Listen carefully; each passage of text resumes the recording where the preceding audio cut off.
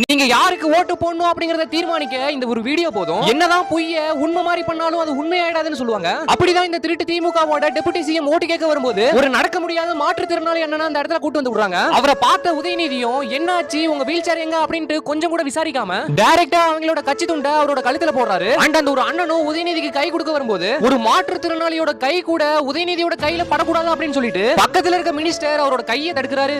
இப்படி ஒரு கேவலமானவங்க தான் கடந்த 5 வருஷமா நம்மள ஆட்சி பண்ணிருக்காங்க அப்படிங்கறத நினைக்கும் போது நமக்கே அசிங்கமா இருக்கு. அப்படியே இந்த பக்கம் பார்த்தா நம்ம தளபதி கடந்த 3 வருஷத்துக்கு முன்னாடி தான் ஒரு மாற்றுத்திறனாளி தம்பியை சந்திச்சிருந்திருப்பாரு. அண்ட் இப்போ கன்னியாகுமரி பிரச்சாரத்துக்கு போகும்போது மீண்டும் அந்த தம்பியை பார்த்ததும் சைக்கிள்ல இருந்து இறங்கி போயிட்டு அந்த தம்பிக்கு முத்தத்தை கொடுக்குறாரு. அதனால அந்த ஒரு தம்பியும் ரொம்பவே ஹாப்பி ஆயிடுறான். அண்ட் மக்களே வரப்போற எலெக்ஷனுக்கு நீங்க யாருக்கு ஓட்டு போடணும் அப்படின்னு சொல்லிட்டு உங்களுக்கு நல்லாவே புரிஞ்சிருக்கும்னு சொல்லிட்டு நினைக்கிறேன். எலெக்ஷனுக்காகவே ஆரம்பிச்ச இந்த ஒரு சேனல்ல இன்ன வரைக்கும் 15,000 பேர் தான் டிவிகேவுக்கு ஓட்டு போட போறோம் அப்படின்னு சொல்லிட்டு ஜாயின் பண்ணிருக்காங்க. அண்ட் இந்த வீடியோ பாக்குற நீங்க வரப்போற எலெக்ஷனுக்கு டிவிகேவுக்கு ஓட்டு போட போறீங்க அப்படின்னா